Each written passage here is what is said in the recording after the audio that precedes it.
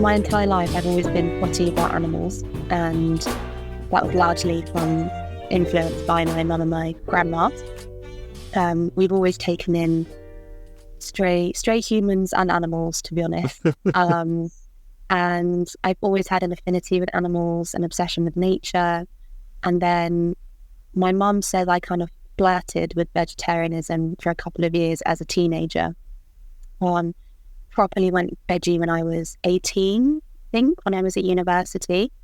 And then I was veggie, I think, for about 5 years, pretty close to veganism. I'd given up, I think, all animal products apart from eggs, I'm ashamed to say. And then fully vegan, I made the switch about 5 years ago. And okay. I, as every other vegan always says, regret not doing it sooner. And it came about as a result of just educating myself more. I was that vegetarian that thought that eggs and milk were okay to eat because the animal didn't die. And I remember being a teenager and saying, veganism seems a bit extreme. And I've always followed PETA and, Viva and those kind of organizations. And I just started to see more information about the dairy and the egg industry, and I thought, oh my God, I can't contribute to this. What have I been doing? So yeah, that's what prompted my move fully into veganism. And was anybody kind of with you on the journey? Any friends, family, anybody guiding you? My mum, really. So yeah, she has been vegetarian most of her adult life, and long periods of basically being vegan, but without labeling it as such. The final thing to go for her, if I recall correctly, was milk in her tea. But I remember it was after I just graduated with my master's degree, and I remember saying to her, I really want to make this full switch, and she was really, really on board as well. So we were really lucky that we had each other to do it together. And I meet so many people, especially in activism, who speak about the struggles that they have with family members that just don't understand it. And every day I just think, God, I'm so lucky to have someone in my immediate family who not only respects and understands, but also embodies the lifestyle herself. So yeah, I'm really lucky that my mum and I did it together. So when did the activism start? Because, that's probably where I've come across you online and so on, is through your work as kind of in the activist space. Yeah. So when did that start? Was that quite soon after your transition into veganism? Did you always know that was on the cards? Yes, and even before I was vegan, I would always find myself getting into conversations about animal welfare and treating animals with respect.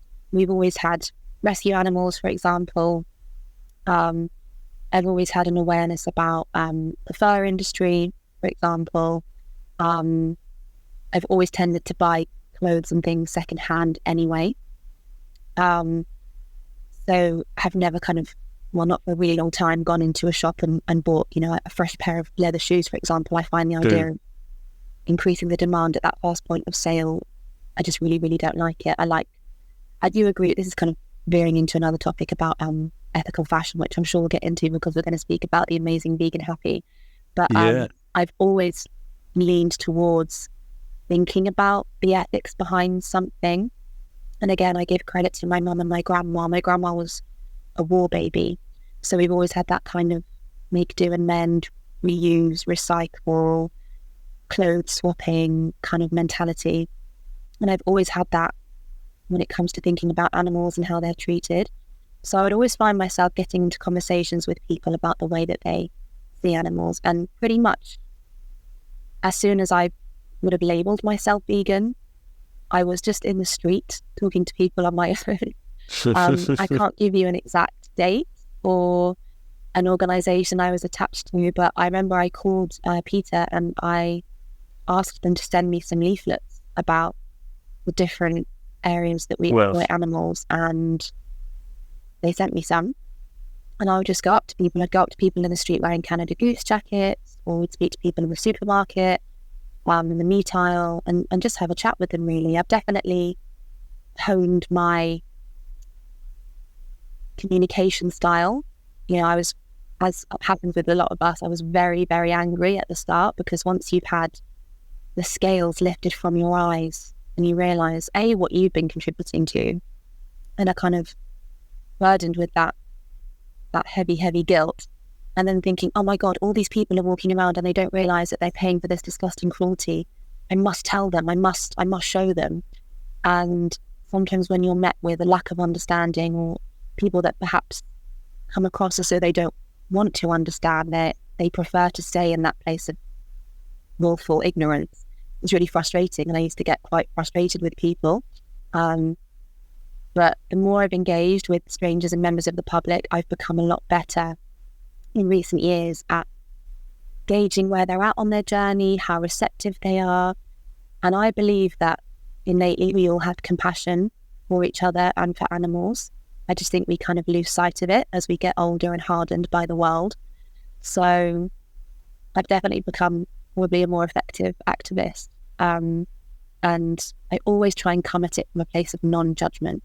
And I have to remember that I don't think there's any such thing as the perfect vegan. I think the only perfect vegan is someone who's been born vegan. And even if that was the case, the world we live in is not a very friendly place for animals or human beings. You know, we exploit at every opportunity those that we can. So it's really important to me to kind of try and meet people where they are in order to become the best activist possible. And I also try and use my creativity where I can as well. I love engaging in projects that involve my acting or voiceover or modelling, things like that, to champion the cause too. It's really fascinating to me that when you went into the kind of activist space, and you're out there on your own with your leaflets from Peter and so on, that the first thing you mention is working on the kind of efficacy of your communication, as opposed to becoming more resilient or learning about, you know, conflicts and so on and so forth. Were you quite resilient in that regard? When you went into it, was a fear of conflict or any concerns over there being conflict, was that ever on your mind, or was it always about efficacy? To be honest, not really, because I've always had it very clear in my mind that even if somebody upsets me or tries to upset me, I'm not the victim in this scenario. I am just a voice for the animals. And I think it's very important in any space where you're advocating for somebody who is subjugated or oppressed to remember that people might not like what you have to say, but that doesn't mean that you shouldn't say it. And sometimes the truth hurts. So I wasn't afraid of the conflict. In fact, I often think those kind of dialogues sometimes create more effective seed planting, because when people have a real visceral reaction to something, that shows that there is some kind of feeling there.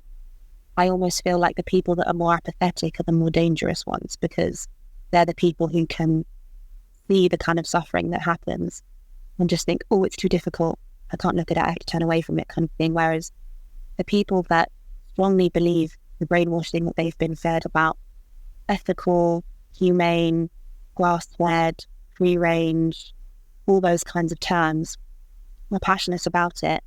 You know, these are people that at some level have that desire for the animal to have a better life, because they strive for those kind of high welfare terms. And so, right. And it's uncomfortable when you realise that you've been taught something that's actually not true. It's really, really hard to realise that you're paying for something that is causing that level of suffering, regardless of how high welfare or humane or whatever other kind of, excuse my French, bollocks term you're going to label on it. So I think sometimes the conflict is good, because it shows that there's something worth fighting for, and it's good to kind of have that passion. But yeah, I found myself in all kinds of situations. Probably the worst one that happened just on a personal level was I was kicked out of the Ascot fashion show. I was just there visiting. I was an attendee, and they were selling lots of animal skin, particularly fur. And I wanted to speak to the organizer, and I tried to frame it in a really calm way and not come at it so much from the perspective of this is hideous that you're selling animal skins from beings who have suffered.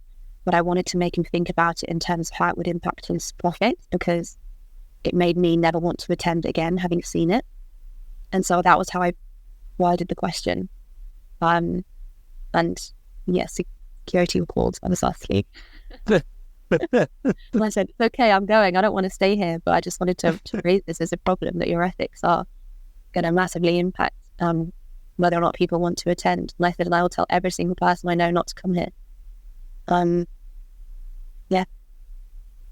Talking of the efficacy of communication, you're obviously you've done this for a while now. You like you say, you've been through a bit of a journey figuring out what effective communication looks and feels like.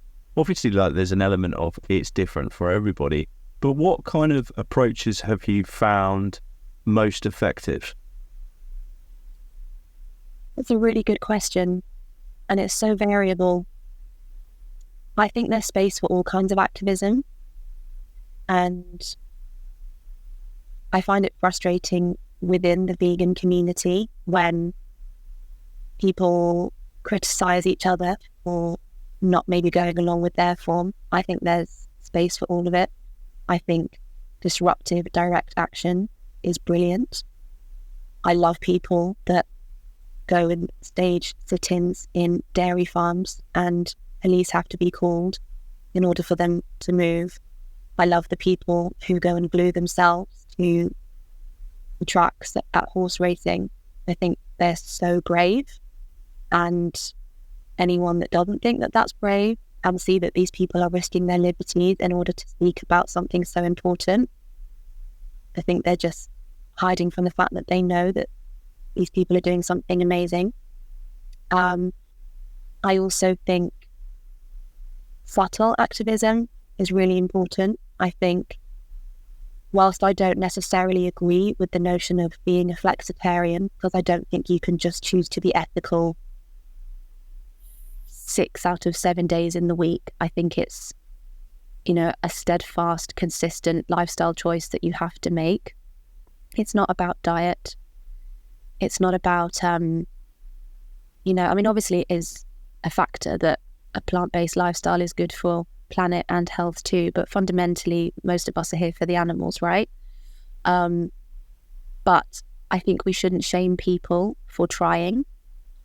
So I think it's good to see alternatives to meat in the food industry, vegan bacon, vegan sausages, that kind of thing.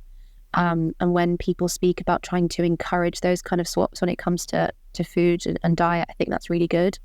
One of the things that I love about the Vegan Happy brand is obviously I'm wearing this beautiful one with the rainbow lettering.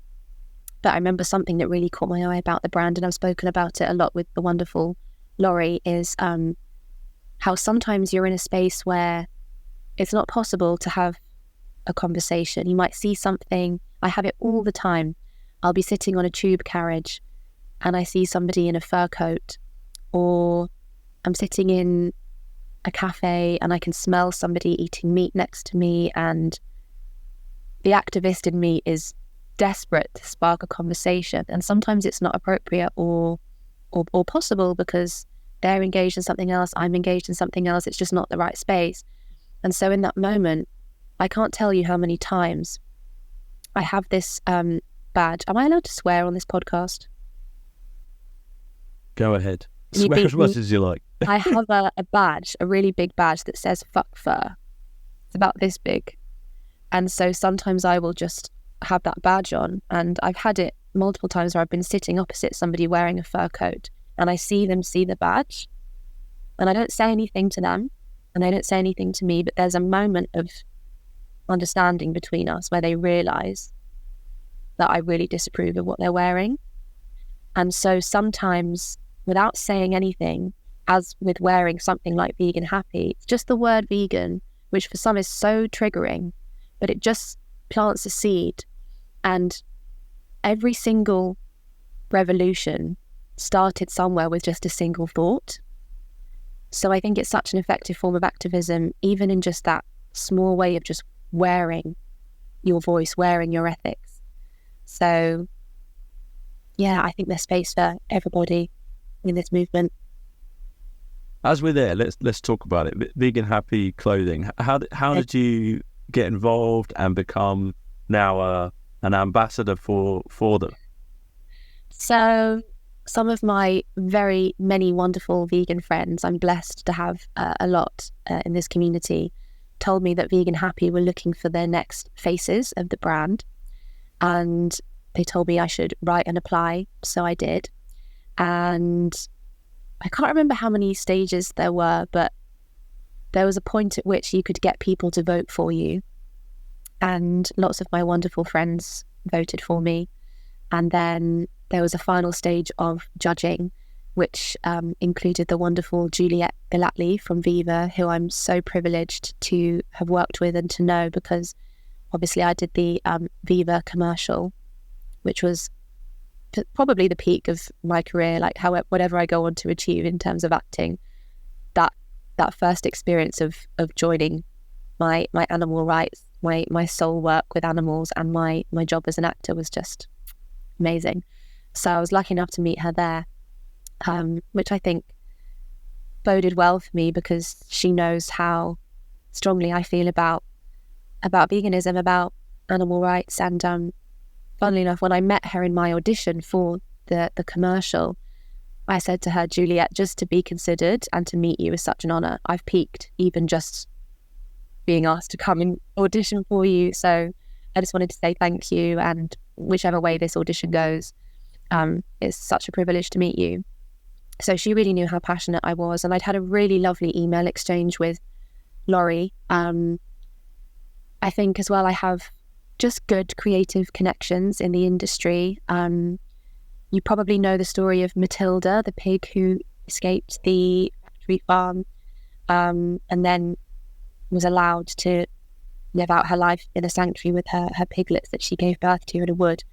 So I was lucky enough to narrate a documentary about that. And I can't remember if this was before or after I applied for Vegan Happy, actually. I think it was before, but one of my best friends in the world, this wonderful vegan girl called Sophie Park, is a graduate of the Jimmy Choo Academy and is developing vegan cactus leather, gender neutral, high-end luxury footwear. And she asked me to model her wonderful shoes on the runway at London Fashion Week last year. So, obviously I cited all this when I was saying this is why I'd love to be part of your brand, because I love I would relish having the opportunity to showcase my kind of love of fashion and creativity within fashion with ethics, and that's everything that the brand is about. And I formed a really lovely connection with Laurie, and I remember when she phoned me to say, you are one of our successful aces for your age category, and I was just absolutely over the moon. And then a few weeks ago we had our kind of Winners' Day at Hopefield Animal Sanctuary, which was just such a beautiful, blessed day. I feel so lucky to have met all the other members of the team, and my favourite part was spending the day with all the rescue animals, of course. But they're just such a lovely, lovely brand to work with. And I'm not just saying this because I model for them, but I literally wear the stuff every day. I love it. It's so comfy, it's so cozy, and just karmically as well, I feel there's something about wearing something that's been produced in an ethical way. I just feel good, walking about in my life, going through the day wearing something that is promoting such a good cause and has been made sustainably and ethically, and is hopefully at a small or a big level making a difference. That's fantastic. And what do you think is kind of, I mean, you've mentioned some of the things there, but what do you think kind of resonates with you specifically about this vegan brand, over others? There's many out there and lots of different ways to communicate veganism through clothing and so on. But what is it about Vegan Happy that's particularly kind of chimed with you? As with lots of vegan brands, something I love is that this has been born from somebody who is an individual vegan and wants to make a difference. I often get into debates even at vegan markets, and one of the questions I always ask the sellers and the stall holders is if they are vegan. They'll have a vegan brand, but they aren't necessarily vegan themselves, which I'm not saying is a bad thing, but I also say, oh, so you're profiting off us and you're not even kind of in line with the movement yourself, sort of thing. And one of the things that I love about Vegan Happy is Laurie. She's such an inspiring, wonderful lady, and I think it's really brilliant to champion small independent owned businesses, first of all. And also it goes back to what I was saying before about there being a space for every type of activism.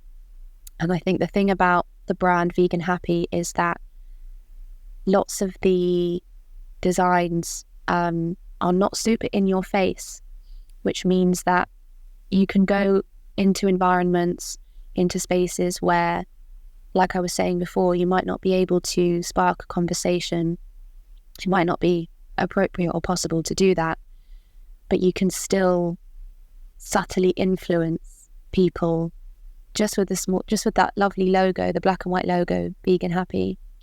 And I also love that it's Vegan Happy. It's not just vegan co or vegan clothing or whatever. It's Vegan Happy.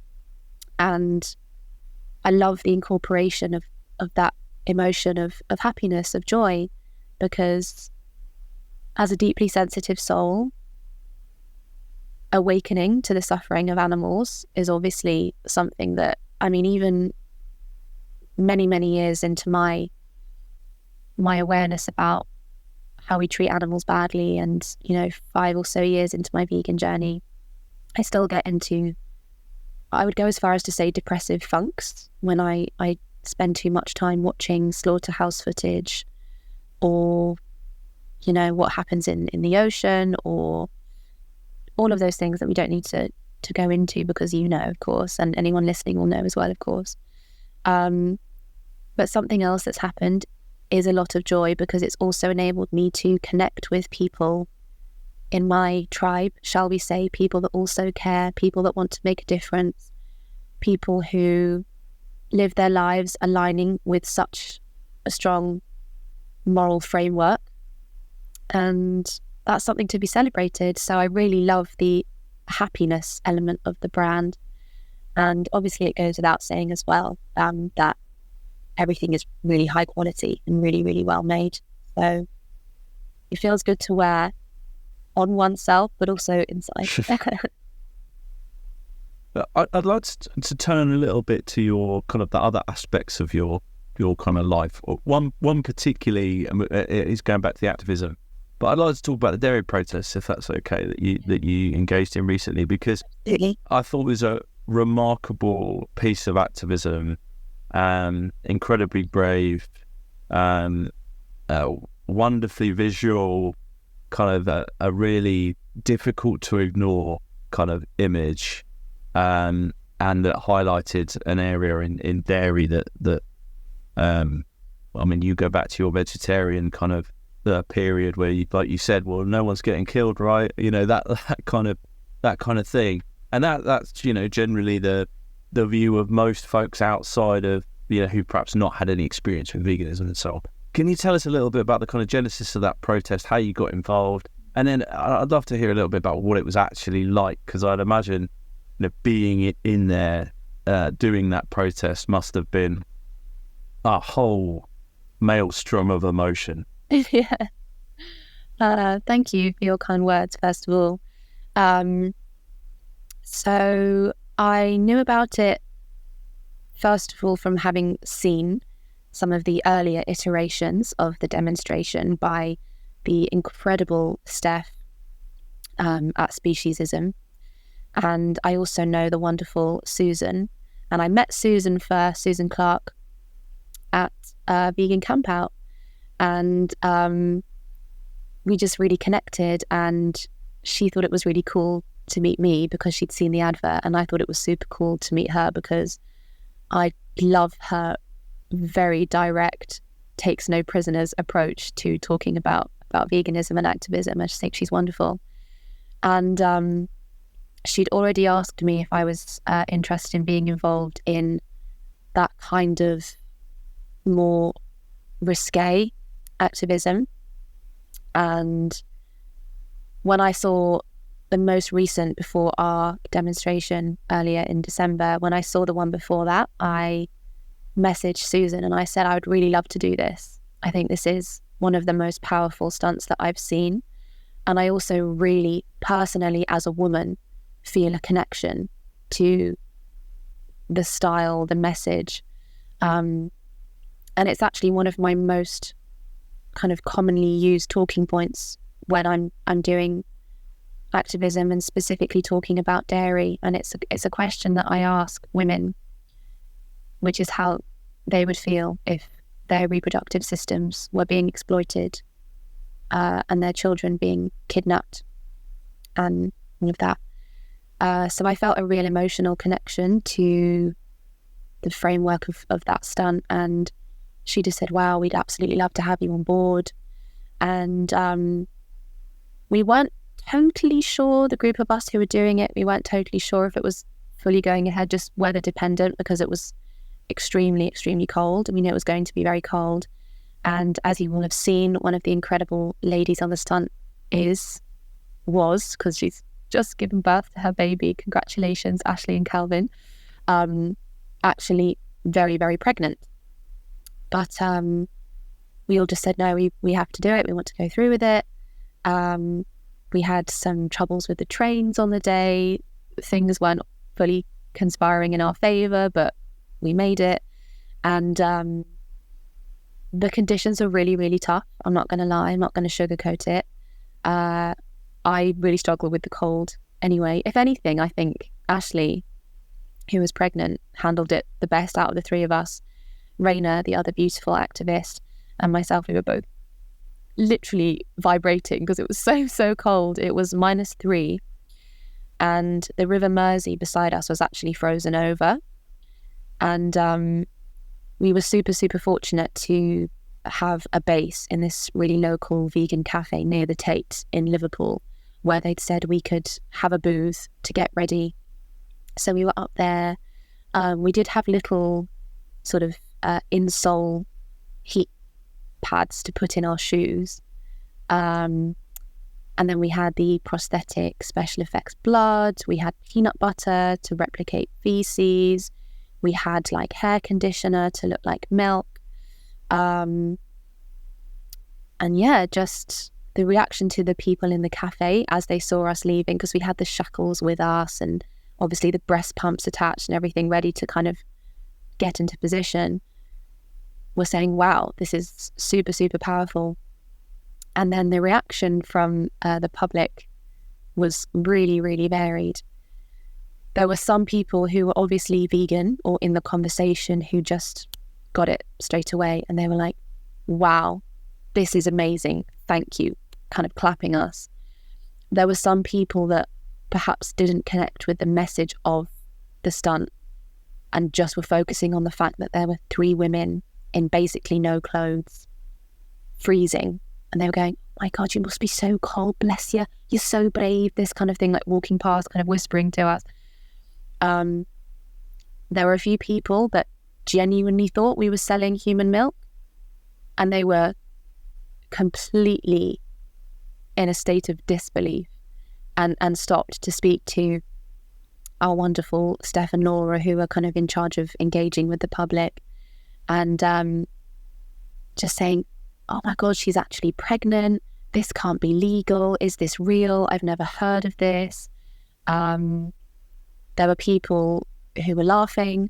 So many people walked past, phones out, videos, photos, which I find really extraordinary about the age that we live in now. You see something shocking or maybe even horrifying, and the first reaction is, oh, I must capture it for social media. So that was really interesting. And there were a couple of people who were just outraged. They thought it was disgusting. But yeah, I can say honestly that I think most of the people that we encountered on that day had never seen a stunt like this in their lives. We got moved on a few times. It's not, as far as I'm aware, technically an arrestable action because we're not technically promoting something. It is classified as art. It is an art installation. And I think the best art is always political. So a couple of times we had security from the Albert Dock coming over and saying, you know, you're going to have to move on. We might have to call the police. And we would kind of say, based on what? But it was good because it meant that we got to move around a lot. It was obviously extremely uncomfortable. And, you know, the wonderful team were on hand with coats and blankets, which was very considerate of them. And then I think our final spot was this market, which is where we were able to get some good video footage as well. And we were able to kind of walk around with the shackles.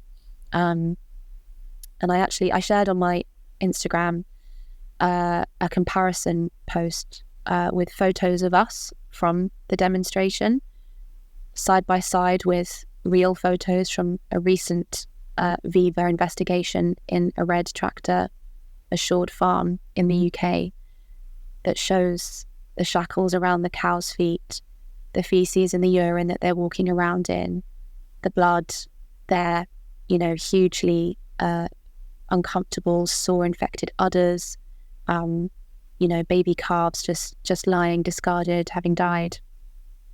So every single element of the stunt is so thought through as being a mirror of what happens in the dairy industry.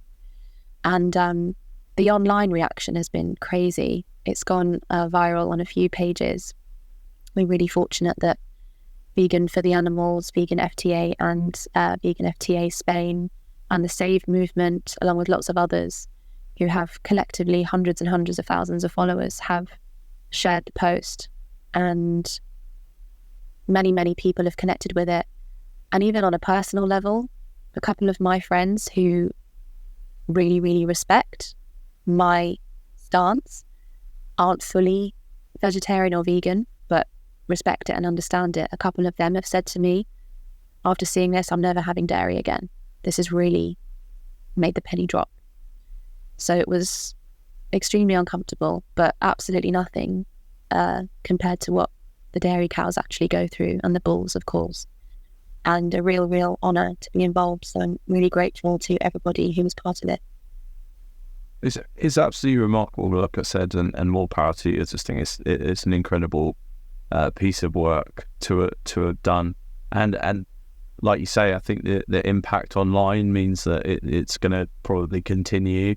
The images are just harrowing, enduring, powerful. You know, they're descriptive, empathetic, like empathy-inducing. Like they're fantastic. It's a fantastic stunt, and more power for you to be involved. Has it changed or evolved your view of activism? Because I'd imagine, on the one hand, like we talked about earlier, there's loads of different types of activism, and they've all got a place. There's the gentler type, the more subtle, the kind of maybe more individual, more personal, more one-on-one. And then there's this kind of thing which just has a huge impact in one big hit. Has it made you rethink maybe, or double down on a particular type, as in like maybe I need to go drive down that route, or do you think actually it's kind of just made you realise even more so the power of variety when it comes to activism? That's a really, really good question, and I have been asking myself this since the stunt. I actually think, in terms of my personal experience doing activism and also watching it and seeing how it unfolds in terms of people's reactions, personally, this is one of the most effective forms of activism that I have seen and I've had the privilege to be involved in. And I think part of the reason is that it's not directly engaging with people. We're not, you know, if I think back to myself 5 years ago, going up to people in the street with a leaflet, which has had some levels of success as well. I will just add a little caveat. There's a chap I know who sells hats in the main high street in Windsor, And I've been on a journey with this man. When we first met, he would sell those hats with the fur pom-poms, and we had quite a bit of a shouting match in the street. It got quite heated, and I would go and speak to his customers, and I would say, do you know that by buying a hat from this man, you're supporting cruelty because he has these things on his market stall and this kind of thing, etc., etc. And then I think it was last year, I walked past him and all the fur was fake. And he said to me, a huge part of why this has now happened is because of my conversations with you. And he said, it's also part of the fact that the faux fur is really good now, but it's also largely because of you. And I burst into tears and I gave him a hug. So there is space for that kind of combative approach as well. And it does work depending on how receptive the individual is. But in terms of reaching people en masse, the numbers of people that walked past us on that day, the numbers of people who were seeing this online. I had someone in my gym say to me, oh yeah, I saw that. And I thought, where did you see it? This person is definitely not a vegan, definitely not an activist. And he said, oh yeah, I saw something about that on the local news or in the paper or something. It invites people to think without instructing them to. They walk past, or they see it on their social media feed, or they see it in a newspaper, be it the Liverpool Echo who reported the story, or, just an article on Facebook that's not affiliated with Plantbased news or something like that. Whichever kind of demographic the information is reaching, it's not directly saying to them, you're paying for the sexual assault, rape, abduction and murder of cows when you buy and eat dairy. It's just inviting them to subvert their ideas of the dairy industry by looking at it through the lens of if it was done to humans, of course. And one of the wonderful things that Susan says when she's done up as the farmer and she's on her megaphone advertising the human milk is that it's species appropriate milk. And I think that's the kind of crux of what true veganism is about. It's about recognizing that the soul is the same in all of us. We're all sentient. We all suffer and feel and love and emote in the same ways, regardless of, whether we communicate in the ways that we are right now as human beings, because we're the same species and we speak the same language. That's how we communicate. But animals, all sentient creatures, have this scope of emotion, an ability to feel, and complex family patterns. And so to invite people to subvert what they know about the industry and imagine for a second, even if they're just caught up in it for a second and they think, oh my God, human milk, really? Before they go, oh, it's a vegan thing. It still makes them go, oh my God, that's actually really disgusting. That's really, really shocking. And I think these kinds of stunts that just make people see things a bit differently in a way that's not attacking them personally, not criticizing them personally, but just giving them that space and that time to just think, wow, this is really subverting what I thought I knew about this industry. And actually, when you put it like that, if it was me in her shoes, I wouldn't want that to be done to me. So why should I pay for it to be done to an animal? It's really, really powerful. And I love seeing people's reactions. I love seeing them, when we were standing there, we're kind of in that, our kind of director's note, if you will, was don't speak, just react how you feel to react, which is you're uncomfortable. You also probably feel really emotional, which we all did.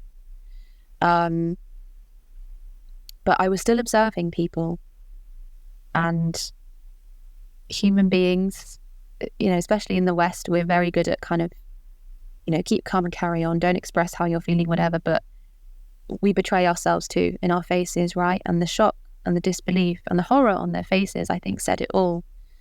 So it's definitely changed the way I think about activism.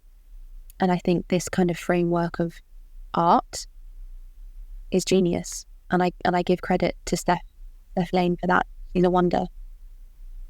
That's incredible. And a fantastic place to leave it. Antonia, it's been an absolute pleasure chatting with you. I'm in awe of the recent stunt, but the work you do across the piece, really. I think it's fantastic, and more power to you. Where would folks go about finding out a little bit more about you and seeing some of the work that you've been involved in? Probably the best place would be my Instagram page, which is just at Antonia Whillans. I should probably be a bit better at social media. I use my one page for everything: activism, acting, voiceover, modelling. But it's all on there. And yeah, I talk a lot about the things that I care about. Awesome. And we'll stay tuned to Vegan Happy Clothing, of course, because you're going to be seen more and more there, which is awesome. Yeah. Thank you so much, Jim. It's been such a pleasure, and it's lovely to meet you as well.